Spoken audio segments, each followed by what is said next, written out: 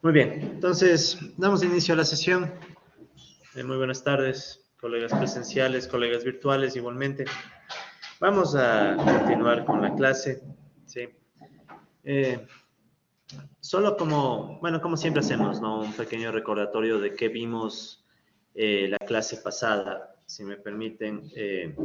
Recordarán ustedes que en la sesión anterior lo que nosotros hicimos fue ya incorporar algo de teoría, ¿no? Al modelo de regresión. Es decir, ya pasamos de la parte meramente descriptiva, ¿no? Del ajuste y demás, a empezar a incorporar algunos supuestos al modelo, ¿no? Entonces, recuerden ustedes que el modelo de regresión con el que trabajamos es este, ¿no? Y igual, beta 0 más beta 1 xy más un término de error ui, ¿sí? Que este representa el modelo poblacional, ¿no? Eso ya creo que estamos de acuerdo, regresión poblacional. ¿Sí? Y bueno, de esta regresión poblacional nosotros empezamos a incorporar algunos elementos teóricos, ¿no? Para un poco ir recordando, si me permiten, hagamos unas pequeñas operaciones, ¿no? Saquemos la esperanza de cada lado de esta expresión, pero una esperanza condicionada. Ya saben ustedes que esto significa el valor esperado de la variable y, asumiendo o dado que conozco el valor de la variable x. Entonces, si hago eso en ambos lados de la expresión, ¿qué obtendríamos? ¿No? Sería la esperanza de, entonces reemplazamos y por lo que equivale, beta 0, más beta 1 xy, más ui, dado que conocemos el valor de xy. Entonces, este valor esperado de y cuando conocemos xy, es igual. Y aquí tengo una suma que podemos distribuir, ¿no? Entonces, me quedaría la esperanza de beta 0 dado xy, más la esperanza de beta 1 xy dado xy, más la esperanza de ui dado xy. O sea, simplemente hemos distribuido las esperanzas, recordando que son condicionadas, ¿no? O sea, es la esperanza dado que conocemos el valor de xy. Entonces, al final, el valor esperado de y dado xy termina siendo igual a lo siguiente, ¿no? Beta 0 es una constante, la esperanza de una constante siempre termina siendo la misma constante, beta 0. Beta 1 x, bueno, primero beta 1 es otra constante. Y como yo estoy asumiendo que conocemos xy también podemos asumirle como una constante porque es un dato conocido. Entonces también se puede dejar como xy más esta esperanza que queda aquí al último, ¿no? Esperanza de ui dado xy. ¿Ok? Entonces, ¿por qué hago esto como recordatorio? Precisamente para ver el primer supuesto que planteamos la clase pasada. Recordarán ustedes que habíamos dicho que era necesario incorporar algunos supuestos, ¿sí? Supuestos MCO para la inferencia, ¿no? Para la inferencia causal, o sea, en pocas palabras, para tener una idea de que el término que está aquí, el beta 1, en cierto modo representa un estimador, o bueno, cuando le calculamos con MCO, ¿no? Cuando lo estimamos por MCO, el beta 1 estimado por MCO trata de estimar precisamente inferencia causal, o sea, trata de decirnos una relación de causalidad entre X y Y. Y aquí, precisamente con este desarrollo que hicimos, podemos empezar a ver el primer supuesto, ¿no? Entonces, ¿cuál era ese primer supuesto MCO para la inferencia causal? Así ya mucho más rápido. El primer supuesto era el de la exogeneidad, ¿no? O sea, el primer supuesto era el de la exogeneidad, que en definitiva, si se fijan, tiene que ver con este último término de la expresión que hemos sacado, es decir, ¿qué nos pide la exogeneidad? Que si nosotros conocemos el valor de xy, el valor esperado del error, ¿sí? Cuando conocemos xy, tiene que ser 0. ¿Sí? Entonces, este es el primer supuesto que nosotros ya mencionamos la clase pasada, pero ahora lo quiero volver a ver recordando también estos pasos intermedios para que se vea la importancia del supuesto de exogeneidad una vez más. Si se cumple el supuesto de exogeneidad, entonces cuando nosotros reemplazamos este supuesto en nuestro último desarrollo, ¿qué nos quedaría? Que la esperanza de y dado xy se reduce a beta 0 más beta 1 xy, ya sin este otro término. Entonces recordemos eso, es decir, cuando la exogeneidad se cumple, yo entonces puedo asumir que la recta de regresión, si recordemos que esto ya de aquí sería la recta de regresión, ¿no? La recta de la regresión poblacional. Entonces, la recta de regresión poblacional efectivamente me da una idea del valor esperado de Y. Pero en cambio, si no tengo la exogeneidad, ¿cómo lo llamábamos al problema cuando no hay exogeneidad? Recordarán, ¿no?, que es el problema de endogeneidad, ¿no? Entonces, si tenemos un problema de endogeneidad, en definitiva es un problema en donde esta esperanza no se anula, esperanza de Y dado XY ya no es cero, y si ya no se anula esta esperanza, ¿qué es lo que sucede entonces con el valor esperado de Y dado XY?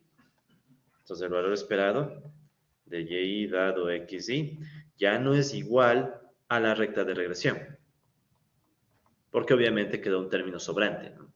Entonces, el primer supuesto MCO de la exogeneidad tiene estas implicaciones, ¿no? Que no está de más recordarlo, es decir, que esperamos, este es en términos un poco más matemáticos, ¿no? En términos más intuitivos, ¿cuál era la idea? Salud. Que si nosotros conocemos el valor de XY, ese valor de XY o esa información de XY debe ser tal que entonces nosotros esperemos que no haya error o que el error esperado sea cero. O sea, no debe haber un error sistemático en nuestro modelo, porque si hay un error sistemático, o sea, un error en el valor esperado de Y, ¿sí?, entonces ya no puedo confiar en la recta de regresión como el valor esperado de Y, ¿sí? Entonces, esa es la importancia del primer supuesto, ¿no?, el de la exogeneidad, que sí se acuerdan ustedes que eso lo vimos, pero ahora quiero que lo reiteremos desde esta otra perspectiva para enfatizar aún más, ¿no?, que entonces, que es crucial tratar de resolver el problema de la endogeneidad. O sea, tratar de resolver este problema porque básicamente nos daña toda la lógica de la regresión. Ok, luego de ese supuesto también nosotros vimos, así como para un repaso ya mucho más rápido, como supuesto segundo habíamos visto que nosotros queremos que tengamos datos independientes e idénticamente distribuidos. ¿Cuáles datos queremos que sean independientes e idénticamente distribuidos? Los pares X, Y, Y, o sea, la información de las variables X y Y. Que en cierta medida eso se garantiza cuando tenemos o cuando estos datos provienen de un muestreo aleatorio, ¿no? Por ejemplo, un muestreo aleatorio simple.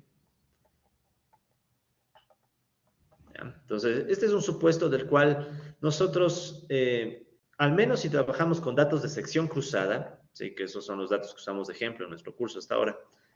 Si trabajamos con datos de sección cruzada que son provenientes de una encuesta y la encuesta está bien realizada, hasta cierto punto no tenemos que preocuparnos mucho, ¿no?, porque estaríamos asumiendo que la encuesta se levantó de forma aleatoria y por tanto entre observaciones puedo asumir que hay independencia, o sea, los valores que tome una observación no afectan a otros valores de otra observación, y a la vez que son idénticamente distribuidos en el sentido que vienen de la misma población y por tanto siguen la misma regla de aleatoriedad.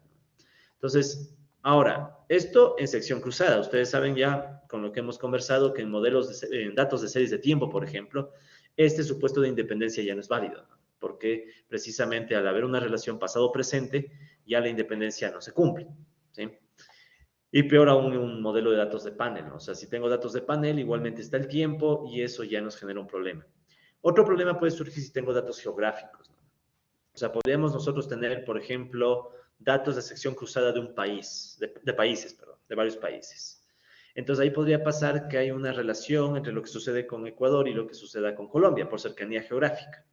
Entonces ahí es cuando también se puede dañar la independencia, ¿no? Entonces pongamos aquí que, pongamos así como anotar, ¿no?, supuesto de independencia, sobre todo la independencia, ¿no? Puede fallar. ¿Cuándo, no? Entonces pongamos algunos ejemplos como estábamos diciendo. Tenemos un caso de series temporales, ahí falla obligatoriamente. ¿Y por qué falla? Porque el pasado afecta al presente, ¿no? O sea, el pasado tiende a afectar al presente y por tanto no hay independencia de las observaciones. Igualmente podemos tener un problema en datos de panel, porque recuerden que en los datos de panel también está la dimensión tiempo. O sea, en datos de panel tenemos la combinación individuos y tiempo. Y al tener la dimensión tiempo, entonces nuevamente surge el problema de que el pasado va a afectar al presente. Y también podríamos tener problemas en los propios datos de sección cruzada, cuando, por ejemplo, como les decía, ¿no?, si tenemos países cercanos. Entonces ahí se puede hablar, por ejemplo, de un problema de cercanía geográfica, por ejemplo, ¿no? O sea, por ejemplo, cercanía geográfica. Entonces, ¿qué puede provocar la cercanía geográfica? Que lo que le pase a un país le termina afectando a otro país y por tanto ya no se cumple la independencia. Entonces, eso también hay que tomar en cuenta. Por ende, ¿cuál es el caso ideal para que se cumpla el supuesto? Que tengamos datos de sección cruzada provenientes de una encuesta y que respondan a un muestreo aleatorio simple, por lo menos. Entonces, en definitiva, ¿qué debemos estar pendientes? El tipo de datos que usamos. ¿Ya? O sea, en términos ya bien prácticos, tenemos que estar muy convencidos de que los datos que usamos cumplen este supuesto. Y también teníamos otro supuesto, ¿no? El supuesto 3 de... ¿dónde está acá? ¿Ya? ¿Qué les llamamos, por ponerle un nombre corto, el de curtosis finita, ¿no? El de curtosis finita, que, dicho en otras palabras, es básicamente la idea de que los datos extremos, si los datos, o más que datos, pongamos los casos extremos son muy improbables. ¿Sí? No es que no puedan pasar, pueden suceder, pero de manera muy escasa, ¿no? O sea, 1 en 1000, 1 en 100, exagerando, pero en definitiva que no sucedan de forma sistemática, ¿no? O si se quiere decir esto de otra forma, no tener colas pesadas en la aleatoriedad de los datos, ¿no? O sea, entre comillas, pongamos así, no colas pesadas. Ya saben esto a qué se refiere, ¿no? O sea, no tener datos muy extremos, porque si se acuerdan ustedes, incluso hicimos una gráfica en la última clase, si tenemos datos muy extremos, casi que la lógica de la regresión entre X y Y se desnaturaliza, ¿no? Porque podríamos tener unos puntos muy extremos hacia arriba, unos puntos muy extremos hacia abajo, y la recta de regresión, bueno, pasaría por la mitad, pero en realidad no nos está diciendo mucho, ¿no? Entonces, este tipo de cosas no queremos, por ende buscamos kurtosis finita, es decir, casos extremos improbables. ¿Ok? Entonces, estos son los tres supuestos de MCO para la inferencia causal que vimos la clase anterior. Ahorita quería hacer un resumen para un poco, como quien dice, plantearnos o replantearnos la pregunta de, bueno, ¿qué ganamos con estos supuestos? ¿No? Entonces, recordemos que si los supuestos se cumplen, ¿sí? Entonces, si los tres supuestos MCO para la inferencia se cumplen, entonces el estimador beta 1, ¿sí? Beta 1 adquiere algunas propiedades, que son propiedades que nos interesan, ¿no? Adquiere algunas propiedades. Entonces, ¿cuáles son las propiedades que adquiere el beta 1 gorro? Primero recuerden que beta 1 gorro siempre es una variable aleatoria, ¿no? O sea, esto de aquí siempre es una variable aleatoria porque depende de una muestra. O sea, yo hice un muestreo o una institución hizo un muestreo, yo estimo una regresión y de esa regresión estimada sacó beta 1 estimado. Entonces, ¿cuáles son las características que adquiere o propiedades que adquiere el beta 1 gorro cuando se cumplen estos tres supuestos? Entonces, por un lado decíamos que es insesgado, ¿no? O sea, insesgado en el sentido de que si yo saco la esperanza teórica del beta 1 gorro, voy a terminar apuntando al beta 1 de la población, de la regresión poblacional, ¿no? Entonces, esta era como una de las primeras características que también vimos la clase pasada, si no me equivoco. Así que está todo esto en las láminas, ¿no? Aquí solo estoy haciendo un resumen rápido.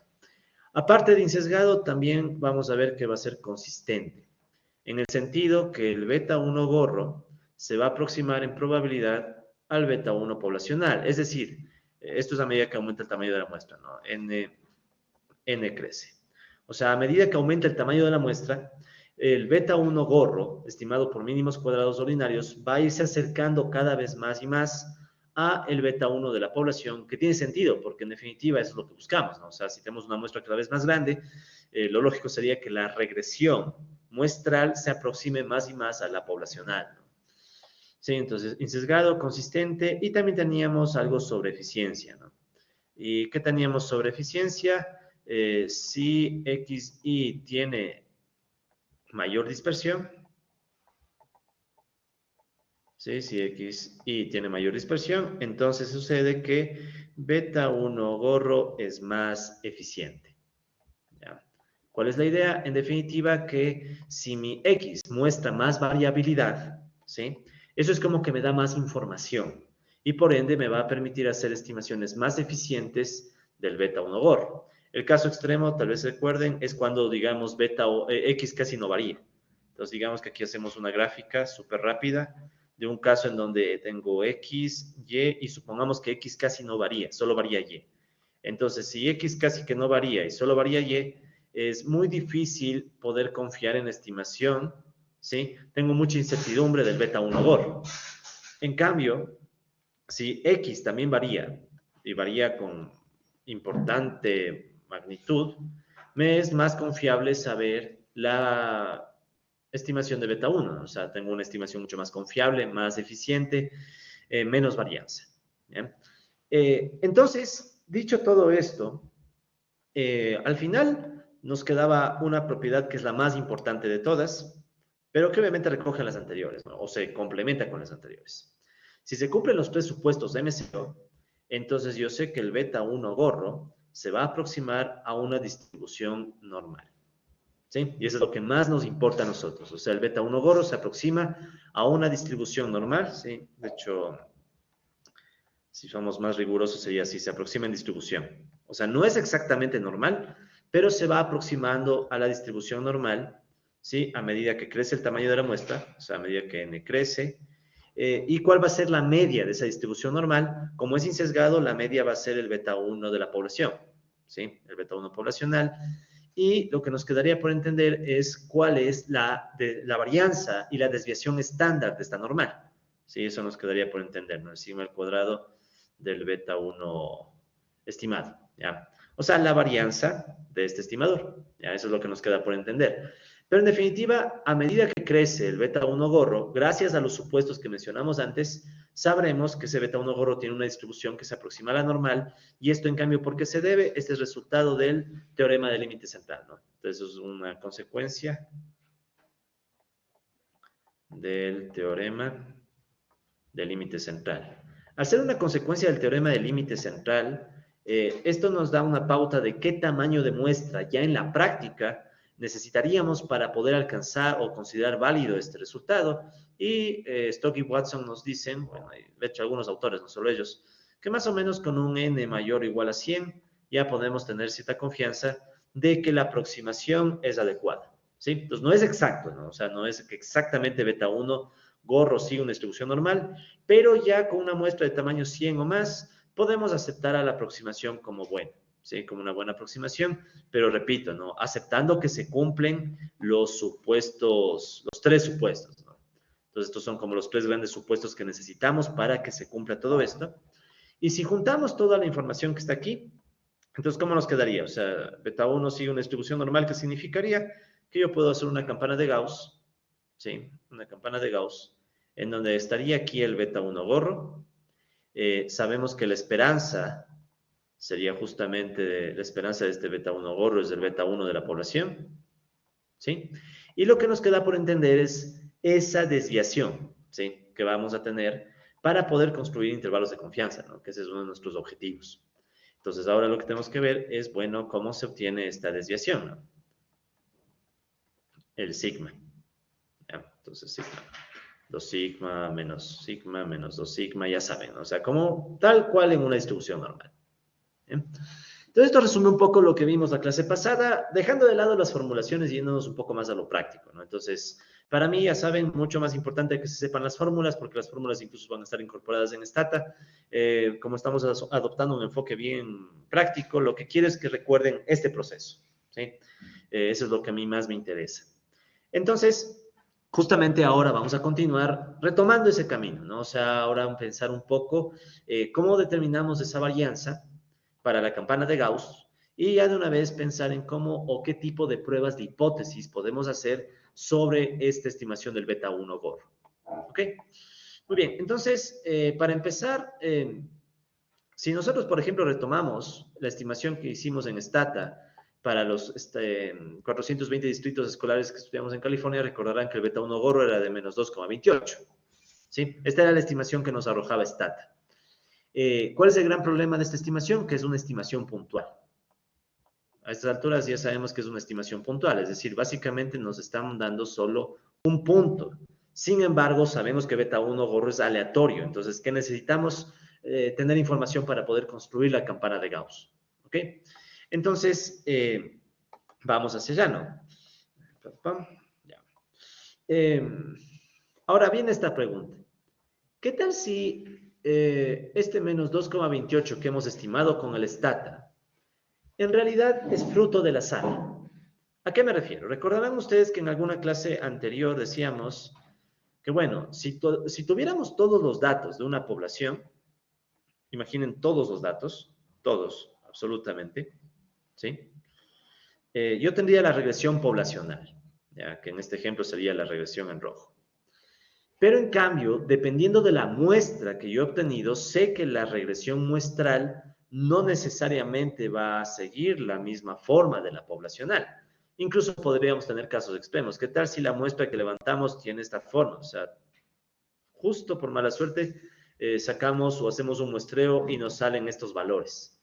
Si yo ajusto una regresión solo considerando esos valores de muestra, ¿hacia dónde va a apuntar la recta? Hacia el otro lado. Entonces aquí pueden ver que estamos hablando de un beta 0 estimado más un beta 1 gorro estimado XY.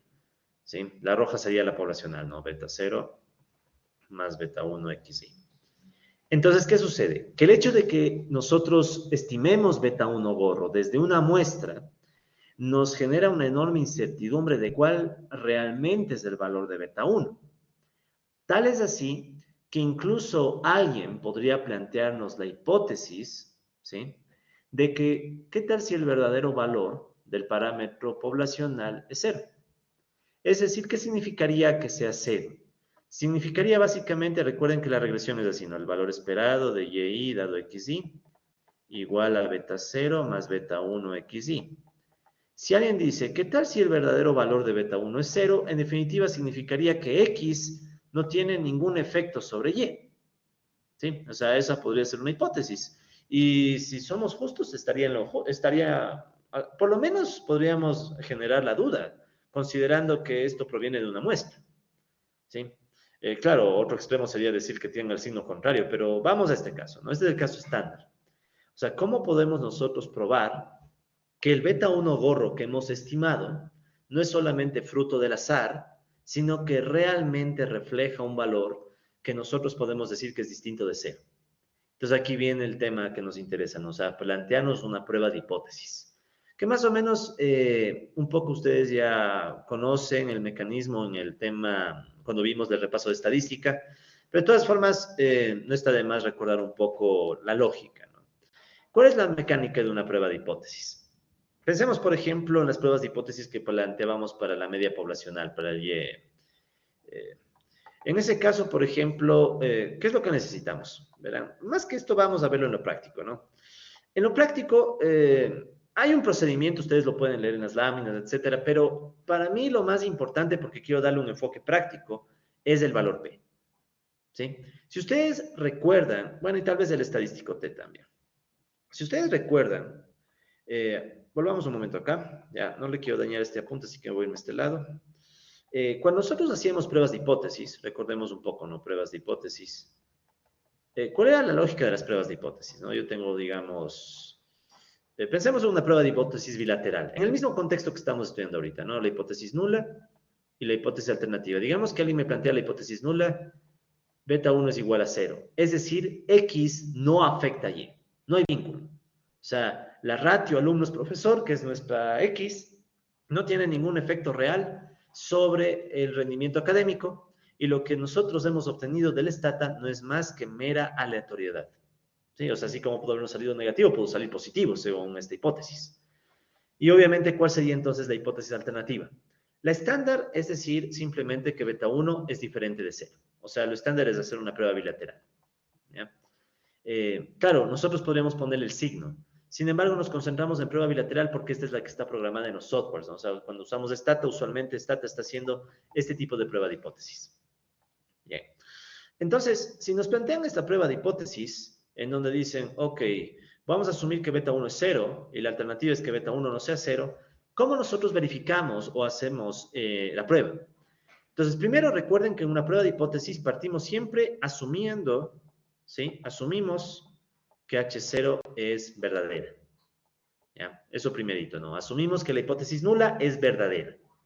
Para ver hasta qué punto, asumiendo que la hipótesis es verdadera, nuestros resultados la verifican o la refutan. Entonces, primero asumimos que H0 es verdadera. Por tanto, si asumo que H0 es verdadera, eso significaría que la esperanza de esta campana de Gauss, ¿sí? Esta esperanza del beta 1 gorro, como hemos dicho que sin sesgado sería beta 1, pero por hipótesis nula esto sería igual a 0. ¿sí? Por hipótesis nula. O sea, estoy planteándome la hipótesis nula. ¿Qué tal si el beta 1 poblacional es 0? Y lo que tú obtuviste con la muestra es simplemente aleatoriedad. Entonces, este punto de aquí sería el 0. Bien. Esa sería, en primera instancia, cómo construimos la campana de Gauss, dada esta hipótesis nula. Luego decimos, a ver, nosotros hemos obtenido un valor de beta 1 gorro. De hecho, ¿cuánto era ese valor? Menos 228. ¿Hasta qué punto este valor de aquí, sí, hasta qué punto este valor de aquí es tan negativo que podemos decir que se aleja de 0 lo suficiente? ¿Sí? Porque hay dos opciones. Puede ser que este menos 228 esté muy cerquita al 0. Supongamos nada más. Estamos de acuerdo que si este menos 228 está muy cerca a 0, casi podríamos decir que es un mero error estadístico y no podemos rechazar la hipótesis nula. ¿Se acuerdan? No? Mientras más cerca estamos al nivel de la esperanza o al esperado, no podemos rechazar la hipótesis nula. O sea, es básicamente un error aleatorio. Pero en cambio, ¿qué tal si el menos 228 está demasiado alejado del 0? Digamos que por aquí. Exageremos un poco el eje y digamos que el menos 228 estuviera por acá. Entonces, en este caso vemos que el menos 228 estaría demasiado alejado del 0 y suena más razonable asumir que no es 0. ¿Sí? Entonces, un poco esa es la idea de la hipótesis, de la prueba de hipótesis, o sea, ver en dónde está ubicado este menos 228. Si muy cerca a 0 o muy lejos de 0. Ahora, aquí viene el reto. Para poder yo hacer esa identificación, primero necesito saber cuál es la apertura o la dispersión de esta campana de Gauss. ¿Sí? Necesito saber cuál es la dispersión de esta campana de Gauss para tener un referente, ¿no? O sea, para ello se utiliza el error estándar. ¿Ya? Entonces, verán. Esta es la fórmula para sacar un error estándar, pero quiero presentarles la versión. Sí, esa misma es. Verán, esa es la fórmula para sacar el error estándar. ¿Qué es el error estándar? El error estándar es, en definitiva, la desviación estándar de una distribución muestral. O sea, los sigmas, pero en este caso para esta campana. ¿Sí? Entonces, como les digo, la fórmula está acá, pero esta fórmula obviamente no nos interesa. En todo caso, si alguien quiere meterse en los detalles de cómo se obtiene esta fórmula del error estándar, tienen el libro de Stock y Watson, el apéndice 5.1. Entonces, si tienen ganas de meterse en la parte más matemática de, bueno, ¿de dónde sale esta fórmula? Ahí está la demostración de la fórmula. Yo quiero más bien la idea práctica. La idea práctica es que este error estándar, ¿sí? Ese error estándar es el que me va a delimitar la apertura de la campana de Gauss, ¿sí? Entonces, como quien dice, esta campana de Gauss va a ser más ancha o más estrecha dependiendo de ese error estándar. Entonces, si quieren, aquí tengo un error estándar, aquí tengo dos errores estándar, aquí tendría menos un error estándar, y aquí tendríamos menos dos errores estándar, ¿sí? Si ustedes hacen memoria, recuerden que vamos a decir que el error estándar es un símil a la desviación estándar, ¿ya? Es un símil o un análogo a la desviación estándar, solo que le llamamos error estándar porque es el caso de una distribución muestral. Ya no se olviden que esto de aquí es una distribución muestral. ¿Y por qué le llamamos distribución muestral? Porque es la distribución para un indicador que nace de una muestra. Porque recuerden que beta 1 gorro es un estimador que viene de una muestra. Entonces, esta sería la distribución de ese indicador. O sea, recuerden que aquí sería el beta 1 gorro. Bien, entonces, si hacemos un poco de memoria, dos desviaciones estándar, a la izquierda y a la derecha, de la media, más o menos qué porcentaje de datos cubre. 95%, ¿no? Bueno, de hecho sería 1,96, ¿ya? Ya seamos rigurosos, ¿ya? Entonces, si quieren siendo rigurosos, menos 1,96 y más 1,96. Más un error estándar, más 1,96 errores estándar. Entonces, estaríamos esperando que en toda esta región, ¿sí? Voy a pintar aquí, esté el 95% de casos, ¿sí? Entonces, por ende, si yo quiero refutar la hipótesis nula, o sea, yo quiero tener evidencia estadística que me permita decir que el beta 1, el poblacional, no es 0, sino que es diferente, ¿qué necesitaría que suceda? Necesito que el valor que yo he obtenido esté por lo menos 1,96 errores estándar a la izquierda o a la derecha del 0. ¿Sí? Entonces, si este menos 228 cae dentro de esta región, no puedo refutar la hipótesis nula, es demasiado pequeño. Pero si el menos 228 cae acá afuera, digamos, volvamos a extender el eje, ¿ya? Exageremos de un poco. Digamos que el menos 228 cae bastante afuera, menos 228. Entonces, yo ahí sí tengo evidencia para decir que con un 95% de confianza, o incluso más, el beta 1 que yo obtuve no es cuestión del azar, sino que realmente me está diciendo que el valor poblacional está alejado de 0. ¿Sí? Entonces esa es un poco la intuición, o sea, la idea es tratar de encontrar o evidencia de que el beta 1 gorro está lo suficientemente alejado de esta media 0. ¿Sí? Porque entonces ahí sí estoy diciendo que hay efecto. O sea, ahí sí tengo alguna evidencia para decir que la ratio alumnos-profesor tiene impacto sobre el rendimiento académico. ¿Sí? Entonces, como les digo, no tengo mucho interés en las fórmulas, sino más bien en esa intuición. Ahora, ¿cómo hacemos eso? O sea, ¿cómo yo puedo trasladar estos valores? Para eso estandarizamos un poco la medición. Entonces, ¿qué significa estandarizar? Obtener algo que le conocemos como el estadístico T, que un poquito ya se mencionó de este estadístico en teoría estadística. Pero bueno, no está de más repetir. Entonces, ¿cuál es la idea del estadístico T? Lo que el estadístico T hace es tomar este beta 1 gorro, ¿sí? Pero estandarizar. Y como le estandariza, le divide para el error estándar del mismo beta 1 gorro. ¿Sí? De hecho, eso es la fórmula que ustedes ven que está aquí, ¿no?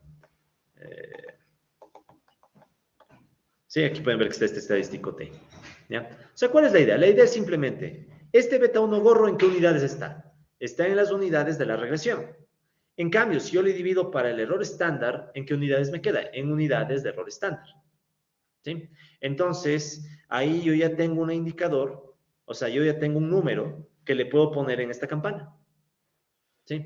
Porque imagínense, es más o menos cómo hacer esto. Imaginen que esta campana le dividimos para el error estándar.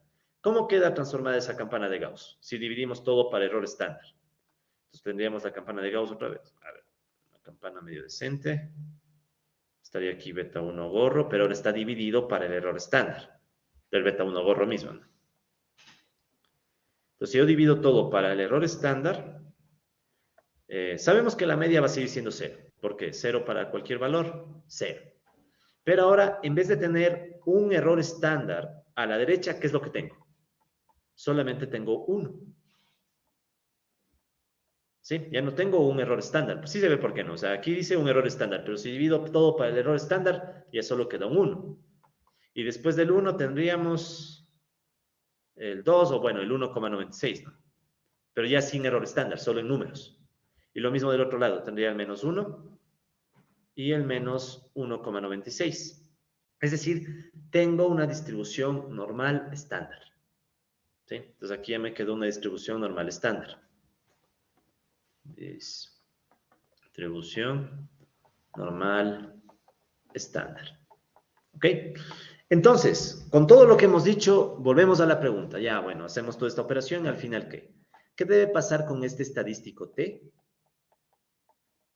¿Sí? ¿Qué debe pasar con este estadístico T para yo poder rechazar la hipótesis nula? Ya dándole un enfoque todavía más práctico. Este estadístico T debe salirse de esta región que estoy demarcando. O dicho en otras palabras, ¿qué tiene que pasar con el estadístico T? Tiene que ser o más bajo de menos 1,96 o más alto que 1,96 positivo. ¿Sí? O sea, dicho en otras palabras, este estadístico T debe caer en las regiones que les voy a pintar en rojo.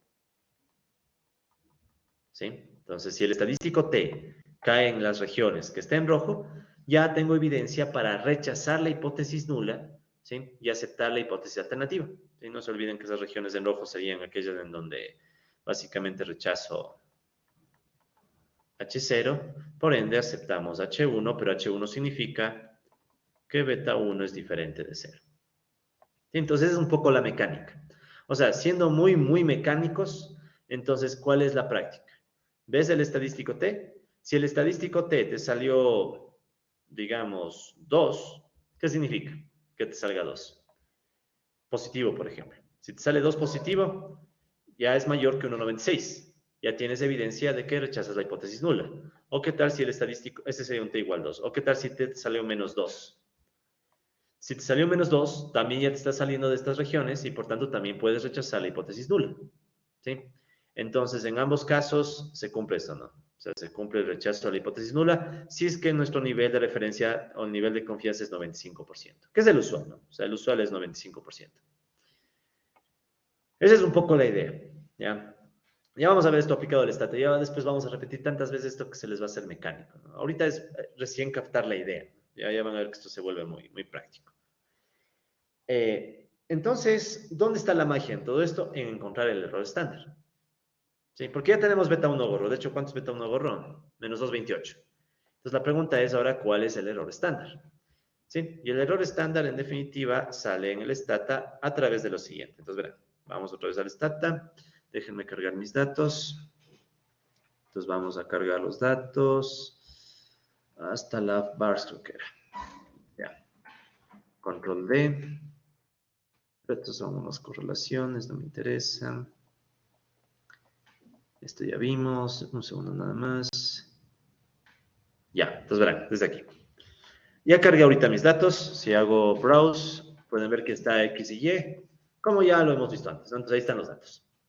Ahora, ¿cómo hago que Stata saque el error estándar? ¿Ya? Entonces, para sacar el error estándar hacemos lo siguiente, ¿no? Vamos a hacer una regresión, reg, YX, y luego hacemos coma y ponemos la opción robust. ¿Sí? Y ponemos la opción robust después de la regresión. Ya, este paso es clave. Entonces, si ven que esto ya es algo nuevo, ¿no? Nosotros hasta el momento solo hemos hecho regresión YX. ¿Por qué hemos hecho regresión YX? Porque solo nos interesaban los coeficientes. En cambio, ahora hemos hecho regresión YX, pero también le ponemos la opción robust, ¿ya? Esta opción robust significa errores heteroscedásticos robustos. Ya voy a explicar eso con calma. Por ahora, simplemente, este robust nos permite sacar un error estándar que se acopla a los supuestos que estamos estudiando. ¿Sí? Por ahora quedémonos con esa idea nada más. O sea, con la opción robust, yo sé que este error estándar robusto, si ven que aquí dice justo eso, ¿no? Este error estándar robusto, si se cumplen los supuestos, es el error estándar robusto de una campana de Gauss normal. Por ejemplo, aquí pueden ver que el tamaño de la muestra, ¿cuánto es? 420. ¿Sí? Entonces, como n es mayor o igual a 100, en este caso es 420, tengo un buen tamaño de muestra. ¿Qué más? Bueno, los otros supuestos son difíciles, ¿no? O sea, ¿qué más tendríamos que verificar? Exogeneidad. ¿Qué más era? Datos IID y kurtosis finita. Hasta datos IID y kurtosis finita no hay problema, ¿no? O sea, por último decimos, bueno, no hay muchos casos extremos y bueno, digamos que esta es una muestra tomada de forma aleatoria. Ya saben que el verdadero fuerte problema es la exogeneidad. Pero, claro. ¿Cuál es la diferencia entre colinealidad y endogeneidad? Ya, colinealidad más bien tiene que ver con correlación entre regresores, ¿no? O sea, tengo dos, X1, X2, digamos. Entonces, entre estos X1 y X2 puede haber una correlación que es problemática o no dependiendo del objetivo. En cambio, la exogeneidad siempre es problemática. O sea, la endogeneidad. ¿Por qué siempre problemática? Porque la endogeneidad nos daña la... ¿Dónde está? ¿Dónde está? Aquí está. O sea, el problema de endogeneidad siempre es problemático porque nos daña la idea de regresión. En cambio, la colinealidad puede significar que dos regresores están correlacionados y dependiendo del caso eso es manejable, digamos. ¿Sí? Esto, en cambio, eso es manejable con los datos, en pocas palabras. Este, en cambio, no es manejable con los datos. Esto ya implica teoría y lo que hemos conversado. Igual ya mismo llegamos a ese tema con más detalle, pero bueno. Entonces, en definitiva, tengo un buen tamaño de muestra, tengo datos IID o puedo asumir, tengo datos de kurtosis finita, podemos asumir. Por el momento asumamos que esto es exógeno, ¿ya? Para poder seguir avanzando. Asumamos que es exógeno. Si se cumple eso, entonces cuando ustedes ponen la opción robust, tienen una garantía de que este error estándar que está aquí es el de una campana de Gauss. ¿Sí? Es el de una campana de Gauss. Y de hecho, Stata ya nos hace un favor. Si ven que aquí está el estadístico T. Entonces, stata ya nos calcula el estadístico T. Recuerden que el estadístico T es igual al beta 1 gorro estimado dividido para el error estándar, para estandarizarlo. Y de hecho aquí ya podemos hacer la operación. ¿Cuánto es beta 1 gorro? Menos 2,28. ¿Sí? Es este de aquí, ¿no? Menos 2,28. Y lo dividimos para el error estándar, que ¿cuánto dice que es stata? Menos 0,519. Ya. Entonces, si nosotros, bueno, hagamos la operación acá abajo, ¿no? Display menos 2,28 dividido para 0,519. ¿Sí? Y pueden ver que me sale menos 439, que es justo el valor que está aquí. ¿Sí? Entonces, ustedes ahora ya saben que el valor que está aquí no es más que la división del coeficiente, menos 228, para el error estándar, 0,519. Pero más importante que eso, ¿saben por qué? Porque lo que estamos haciendo es tomarle al beta 1 gorro y le estandarizamos para tener un estadístico que podemos comparar en una campana de Gauss normal, estándar. Entonces, ¿cómo se vería esto en una campana de Gauss normal, estándar? Sería aquí la campana de Gauss. Aquí estaría el beta 1 gorro sobre el error estándar. ¿Sí? ¿Ya? La media sabemos que es 0. Y sabemos que esto está, como es estandarizado, simplemente tiene unidades, ¿no? Aquí está el 1, aquí estaría el 1,96, aquí está el menos 1, el menos 1,96. Y ahora sí, ya puedo en la práctica ver en qué valor cae el que hemos nosotros estimado con stata. ¿En qué valor sale? ¿Cuánto salió esto? Menos 4,39. Menos 4,39. Entonces, miren que este menos 4,39 está bien acá, ¿no? ¿Sí? Este menos 4,39 es el estadístico T. Estadístico T. Entonces, ¿qué es lo que podemos notar de ese estadístico T? Está demasiado alejado de esta región, ¿no? Entonces, como está tan alejado de esa región, recuerden que en esa región amarilla, si quieren, es aquella región en donde rige H0, ¿no? O sea, en donde estamos asumiendo que beta 1 es 0. Pero como mi dato, ya con los datos, con la muestra, etcétera, me sale menos 4,39, tenemos evidencia suficiente para decir que en realidad H0 es falsa y parece más razonable el H1, ¿no? O sea que beta 1 es diferente de 0. ¿Sí? Eh, entonces ya pueden ver ustedes un poco cómo es la práctica habitual, ¿no? Cuando ustedes hacen un modelo de regresión, ¿sí? Y asumen que se cumplen los supuestos y usan la opción robust, por favor, esa no se olviden nunca, menos en este tipo de modelos. Entonces, saben que este menos 439 ya les está dando idea de que sí, realmente nuestro beta 1 es estadísticamente significativo. Ese es el lenguaje que se utiliza a veces en estos términos, ¿no? O sea, aquí este menos 439 nos dice que el beta 1 gorro es estadísticamente significativo al 95% de confianza.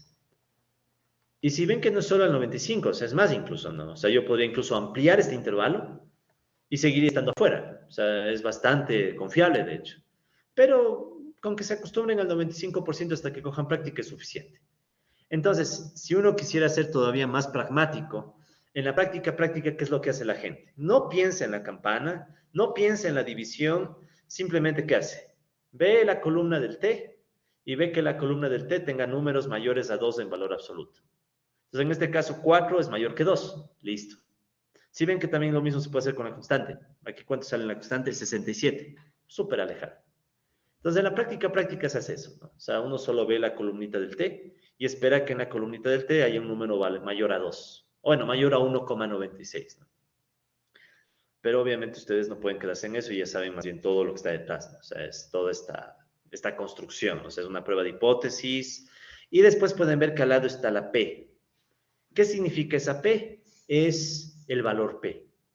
¿Sí? Es el valor P. Quiero llevarme esta campana de Gauss a mis apuntes. Un segundo. Ya, entonces, ¿cuál es la idea de esto? Verán, aquí está este cálculo, ¿no? No, sin ese error. Un segundo nada más. Me quiero llevar sin este término.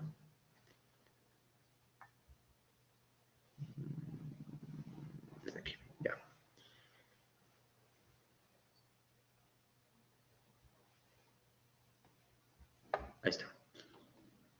Ya, esa es la misma campana, ¿no? Solo que me la quería llevar para poder dibujar mejor esto. Ya, ahí está. Ya. Entonces recuerden que la prueba de hipótesis era bilateral, ¿no? O sea, hipótesis nula, beta 1 es cero, hipótesis alternativa, beta 1 es diferente de cero. ¿Ya? El estadístico T es el indicador estándar que se revisa. O sea, ustedes ven el estadístico T, ven que el estadístico T es mayor a 2 o menor a menos 2, entonces ya tienen. Pero a veces también la práctica suele hacer que mucha gente no vea el estadístico T, sino el valor P. Entonces, ¿cuál es la idea del valor P? La idea del valor P es, recuerden, ¿no? Esto ya lo vimos un poco en teoría estadística. La idea del valor P es encontrar un valor igual, o perdón, es la probabilidad de encontrar un valor igual o más extremo con respecto a la hipótesis nula. ¿Sí? Entonces, esta es la probabilidad de encontrar un valor igual o más extremo, desfavorable, mejor más extremo, más desfavorable para H0, para la hipótesis nula. Entonces, en este caso, imagínense, menos 439 es el valor que nos salió. ¿Sí? ¿Qué hubiera sido más desfavorable para la hipótesis nula? Que nos haya salido incluso un valor más bajo que en menos 439, o sea, de este punto para la izquierda. ¿Sí? Solo que al ser una prueba bilateral, lo estándar es que también se diga o se analice el otro caso, el 439 positivo, y la probabilidad que está para allá. Entonces, el valor P recogería estas dos áreas. ¿Sí? Entonces, ese sería el valor P.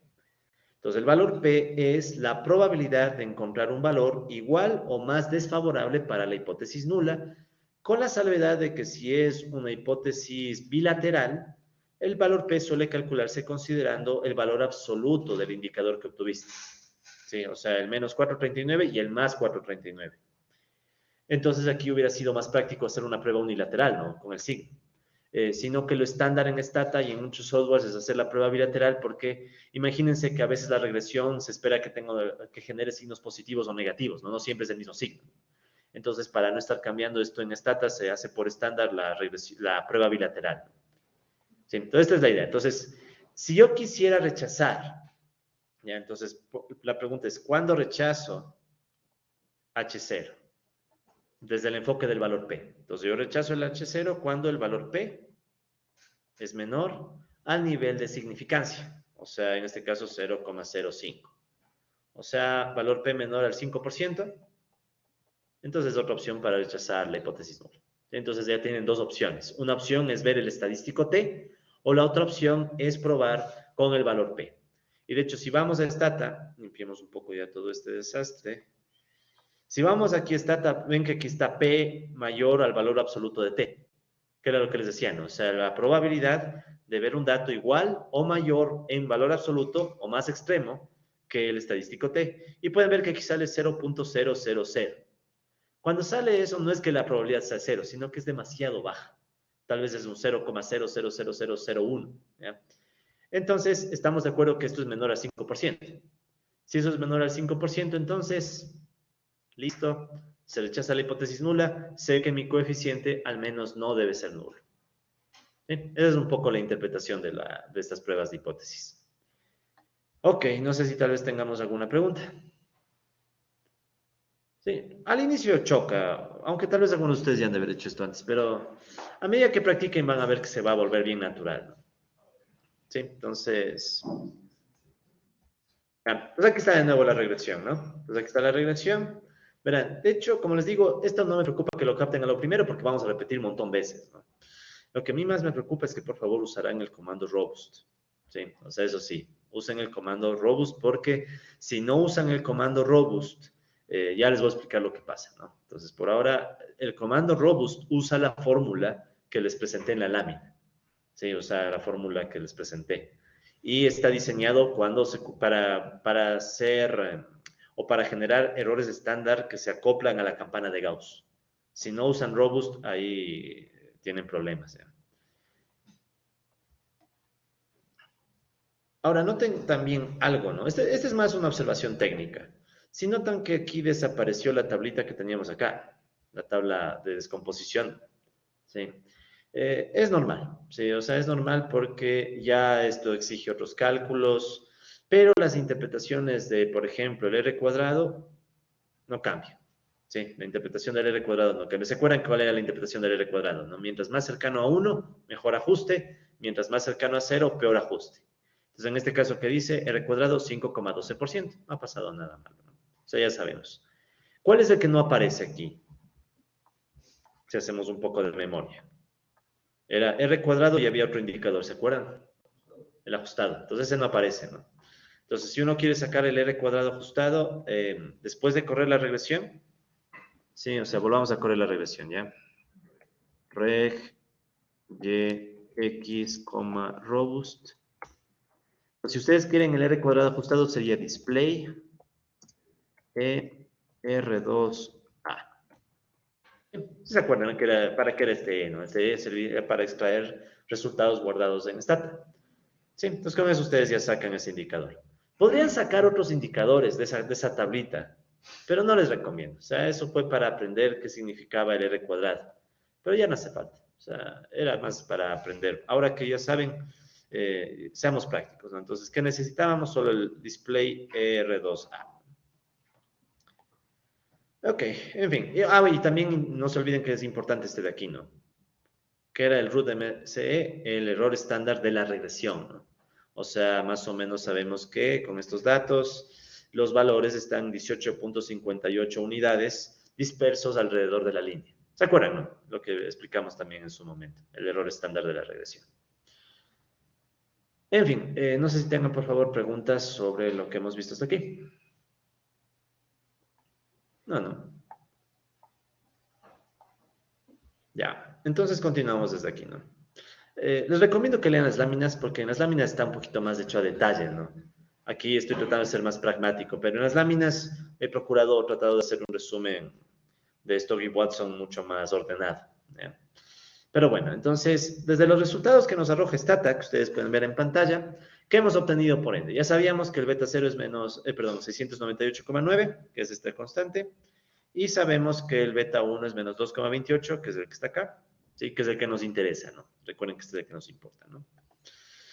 Los errores estándar de cada caso, ¿cuáles son?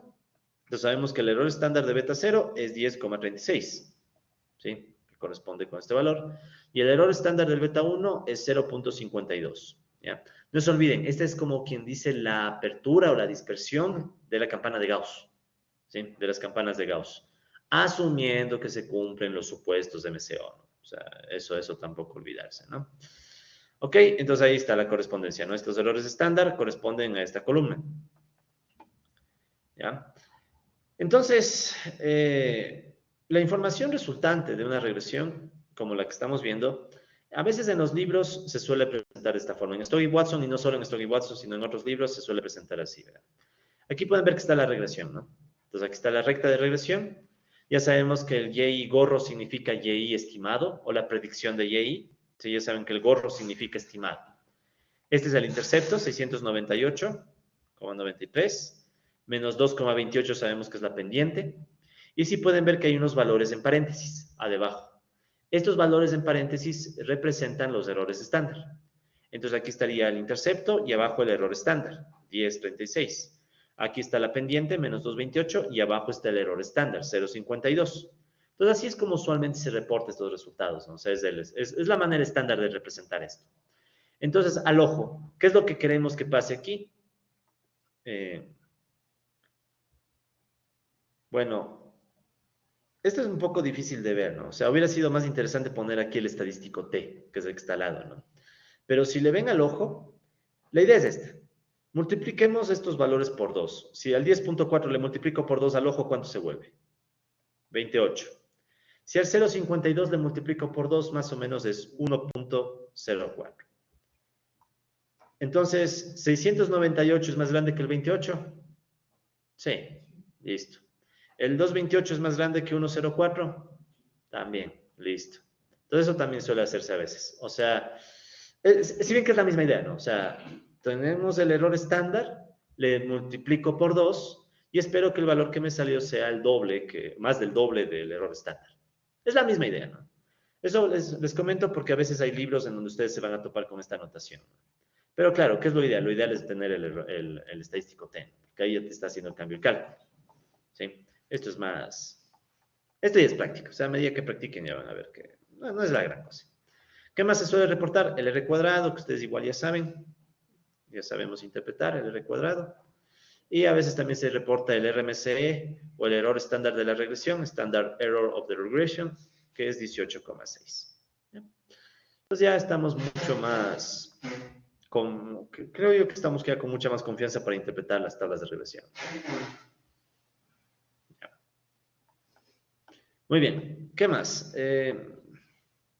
Bien, entonces recapitulemos la prueba de hipótesis que hemos hecho. ¿Sí? Entonces la prueba de hipótesis que hemos hecho básicamente es hipótesis nula, beta 1 es 0. Esta va a ser la estándar, o sea, siempre que ustedes vean esto en Stata, siempre esta es la estándar, la prueba de hipótesis estándar, ¿no? De hecho, esta tiene un nombre, se le suele llamar prueba de significancia.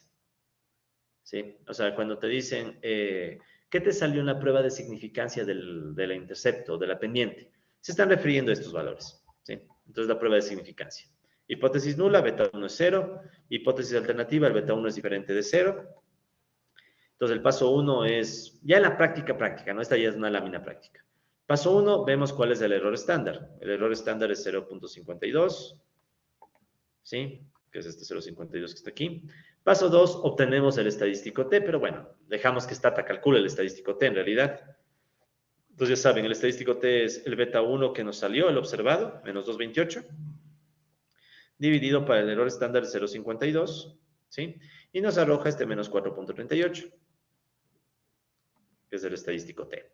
¿Y qué es lo que yo quiero de ese estadístico T? Que ese estadístico T esté lo más alejado. Aquí hay un error. Sí, debería ser mayor, ¿no? Sí, aquí un error en la lámina, disculpen, ahorita corrijo. ¿Y dónde estará esa lámina? Dios mío. Acá creo que está, sí, mayor. Eso debe haber sido, ¿no? ¿Cierto? Sí. Falta el menos. Ya. Sí, es buena observación, gracias. Listo, entonces ahí ya falta el menos nada más, ¿no? O sea, T observado es menor a menos 1,96, ya que salió menos 4,38. Por tanto, sabemos que se rechaza la hipótesis nula, con 95% de confianza. Y bueno, de hecho el valor P, si ven que es bien bajo, o sea, el valor P sale de 0,00, menos de 0,001, o sea, podríamos rechazar la hipótesis nula hasta con 99% de confianza. ¿Sí? ¿Por qué? Porque el valor P es muy pequeño. ¿Sí? Entonces, aquí ya depende de la comodidad. Hay gente que se acostumbra más a ver el valor P y hay otra gente que se acostumbra más a ver el estadístico T. En el caso de ustedes, la idea es que interpreten toda la tabla. ¿Sí? Porque, bueno, por algo es maestría en economía, ¿no?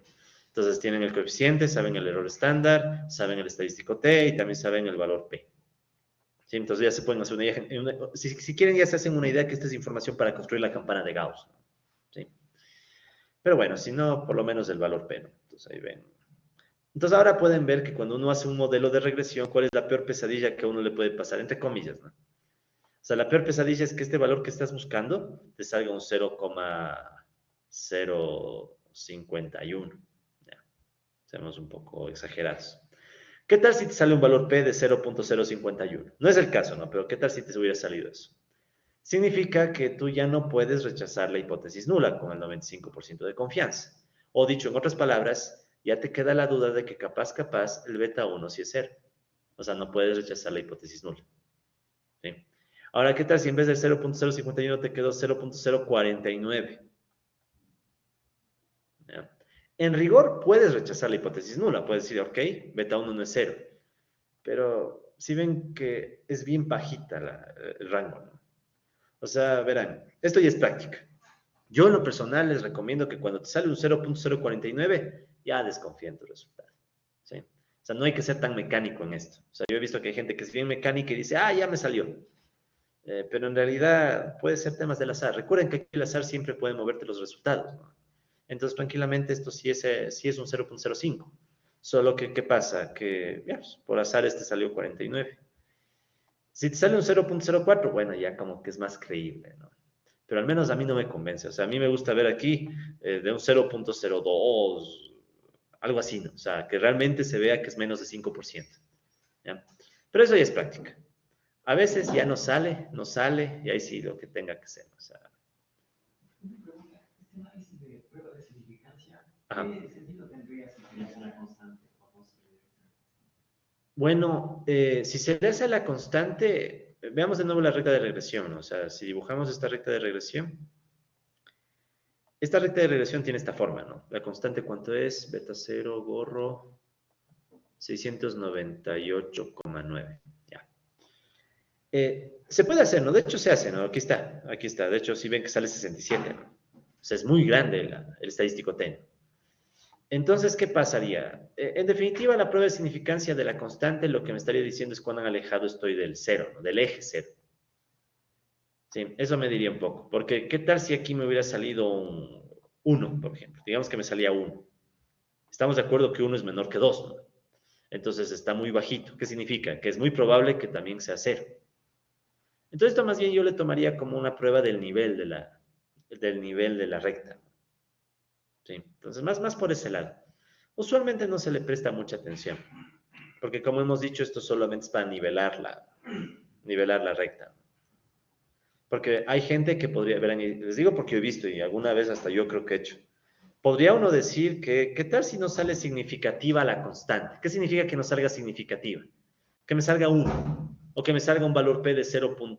Digamos que me salga un valor P de 0.06. Entonces ya saben ustedes que si sale este valor, significa que no estoy muy alejado del 0. Entonces hay gente que dice, no, esto es 0, y quitan la constante. Entonces no harán esas cosas. Ya saben qué pasa si quitan la constante. Si quitan la constante, se daña la interpretación del R cuadrado. ¿Sí? Entonces, mejor dejarle la constante ahí y ya. ¿Sí? Entonces, en resumen, con todo lo que hemos dicho, ya sabemos que se puede rechazar la hipótesis nula, o en otras palabras, beta 1 gorro es, repito, estadísticamente significativo. Sí, ese es como se suele decir el argot, ¿no? O sea, estadísticamente significativo al 95% de confianza. 95 o hasta 99. Creo que está dicho aquí también, ¿no? Dejen ver. Así ven, ahí está. Se nota que hoy hice las láminas. Beta 1 es estadísticamente significativo. Y también podemos hacer el mismo procedimiento para beta 0, pero repito, en beta 0 es más bien, no es tan grave, ¿no? O sea, es como el nivel. De beta 1 sí es importante, ¿por qué? Porque este es el efecto que quiero ver si existe o no entre la ratio alumnos-profesor y el rendimiento académico. Si no puedo rechazar ni esa hipótesis, significa que no hay efecto. O sea, que simplemente mi variable X no afecta a la variable Y y no estamos haciendo nada. Ok, y bueno, ahí está señalado el valor P. Entonces esta es la gráfica, ¿no? Entonces aquí pueden ver que está la gráfica de la campana de Gauss, tal como la hicimos nosotros, solo que aquí está el gráfico tomado del libro de Stock y Watson, ¿no? Entonces aquí pueden ver que está la región, el menos 438, el más 438, y bueno, todo lo que ustedes ya... Creo que con lo que hemos dicho ya es más que suficiente, ¿no? A ver, ¿qué más? Bueno, como para ya hacer un resumen, ¿no? Entonces, ¿qué es lo importante aquí? Primero, que se cumplan los supuestos, ¿sí? Porque, como pueden ver, ya se vuelve mecánico, ¿no? O sea, yo solamente tengo que ir al stata, ya ni siquiera debo pensar en la campana de Gauss ni nada, solo veo el T que sea mayor a 2 en valor absoluto, o sea, olvidándome el signo, veo que esto es mayor a 2, o si no quiero eso, puedo ver el valor P y ver que el valor P me salga bien bajo. Entonces, ¿qué pasa? Como esto se vuelve mecánico, la gente se olvida los supuestos que hemos visto, ¿sí? ¿Y qué pasa? Que si los supuestos que hemos visto no se cumplen, cualquier cosa que esté aquí calculada no sirve, porque Stata está calculando esto asumiendo que los supuestos se cumplen y está usando las fórmulas respectivas, ¿sí? Entonces eso también muy en cuenta. Entonces, primerito que debemos verificar que se cumplan los supuestos, ¿no? O sea, primerito eso, ¿no? Entonces, así, como les digo, no implícitamente se asume que se cumplen los supuestos. Exogeneidad, datos de ID, kurtosis finita. Además, debemos verificar que el tamaño de muestra sea lo suficientemente grande. ¿Por qué? Porque ahí sabemos que se cumple el teorema del límite central. Se está dando la aproximación. Porque ¿qué tal que te dan unos resultados interesantes, pero para un n de 30? Entonces, ¿qué pasa? No son confiables porque no estás trabajando con la distribución normal estándar. Esta es con muestra pequeña. Ya vamos a ver más adelante qué toca usar si es que hay muestra pequeña. Aunque a mí me gusta, verán, lo que dice Stock y Watson en definitiva es no usen muestras pequeñas, así bien categóricos. O sea, dicen, ya estamos en el siglo XXI, hay datos, no usen muestras pequeñas, ¿no? Pero bueno, ¿Qué más podemos decir de aquí? El resto ya hemos dicho. Bueno, ahora si ustedes quisieran ver una prueba unidireccional, no es muy común, pero ahí les dejo la referencia. Pueden ver en el libro de Stock y Watson, páginas 183-84, si un caso quisieran ver cómo sería una prueba unidireccional. Pero no vale la pena porque Stata hace las pruebas siempre de forma bidireccional. ¿Sí? Entonces yo más bien les recomiendo que traten de asimilar lo mejor posible este tipo de pruebas, ¿no? Bien, finalmente, para ir cerrando y de aquí hacer un receso, intervalos de confianza, ¿sí? Entonces, como pueden ver, vamos un momento de nuevo al Stata, ¿no? Ya hemos interpretado casi todo, ¿no?, de esta tabla. Sabemos que es el número de observaciones. Esta f le vamos a dejar para luego. Ya sabemos que es el r cuadrado, sabemos que es la raíz del error cuadrático medio, sabemos sacar el error cuadrado, el r cuadrado ajustado, ya sabemos los coeficientes, estadístico t, error estándar, valor p, ¿ya? Ahora, ustedes pueden ver que también Stata nos arroja este otro resultado, que dice intervalo de confianza al 95%. ¿Cuál es la idea? La idea es que Stata dice, ok, voy a aprovechar que conozco la estimación del beta 1 gorro, y ahora me voy a construir un intervalo de confianza. Recuerden que la lógica del intervalo de confianza es esta, ¿no? Tienen el beta 1, que es el valor esperado, ¿no? El beta 1 poblacional. Sabemos que este beta 1 ya es muy difícil que sea 0. Entonces, ¿qué es lo que hace Stata? Stata, con la muestra que le tocó, construye un intervalo de confianza, de hecho sería por este lado. Pongámosle por, es negativo, no, sería por acá. Entonces, ¿qué hace Stata? Stata dice, ok, voy a construir un intervalo de confianza. En ese intervalo de confianza voy a poner en el centro al valor del coeficiente estimado, o sea, beta 1 gorro igual menos 2,28. ¿Sí? Y del menos 2,28, Stata se va para la izquierda y para la derecha. ¿Sí? O sea, al menos 2,28 le suma 1,96 errores estándar. De hecho, ¿cuánto es el error estándar? Era, ¿cuánto? 0,52. Y se retrocede menos 1,96 errores estándar, que también sería 0,52. Entonces sería aquí beta 1 gorro más y beta 1 gorro menos. Ya, ahí está el gráfico completo. Entonces recuerden que esto de acá no se mueve, ¿no? O sea, el beta 1 no es aleatorio, es del dato de la población. ¿Qué es lo que hace Stata? Dice, ok, yo calculé un beta 1 gorro de menos 2,28, que sé que está a la izquierda. Y ahora ya sabemos que está bien a la izquierda. Entonces, ¿qué dice Stata? Ok, voy a tomarle ese menos 2,28 como punto medio, y de ese menos 2,28 me muevo 1,96 errores estándar a la derecha y 1,96 errores estándar a la izquierda, y construyo mi intervalo de confianza. ¿Sí? Entonces aquí está el intervalo de confianza que le permite a Stata presentar el resultado que está aquí, ¿no? De hecho, calculemos, no va a salir exacto, pero más o menos, ¿no? Por ejemplo, vamos a sacar el intervalo, el valor que está aquí, ¿no? Este primero. Entonces, hagámoslo en Stata mismo, ¿no? Display. Ya, entonces, ese sería el lado izquierdo del intervalo de confianza, ¿no? Este de aquí, este menos 3,30. Entonces, ¿cómo lo sacamos? Beta 1 es menos 2,28 menos 1,96 por 0,52. No va a salir exactito porque estoy redondeando, ¿no? Pero no está tan mala la estimación, ¿no? Si pueden ver, es una estimación de cuánto. Stata le saca menos 3,3. A mí me sale menos 3,29, que es casi lo mismo, ¿no? Menos 3,3.